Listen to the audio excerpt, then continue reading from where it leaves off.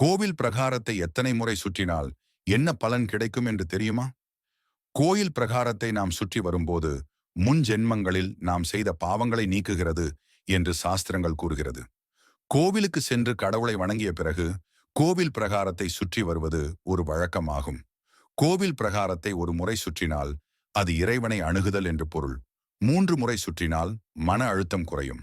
5 முறை சுற்றினால் இஷ்ட சித்தி ஏற்படும்.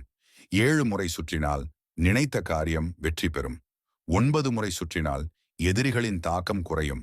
11 முறை சுற்றினால் ஆயுள் நீடிக்கும். 13 முறை சுற்றினால் வேண்டுதல் நிறைவேறும். 15 முறை சுற்றினால் தன பிராப்தி கிடைக்கும்.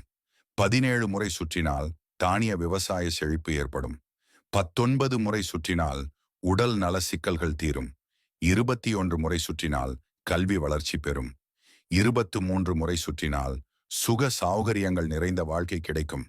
108 முறை சுற்றினால் குழந்தை பாக்கியம் கிடைக்கும். 208 முறை சுற்றினால் யாகம் செய்த பலனுக்கு சமமான பலன் கிடைக்கும்.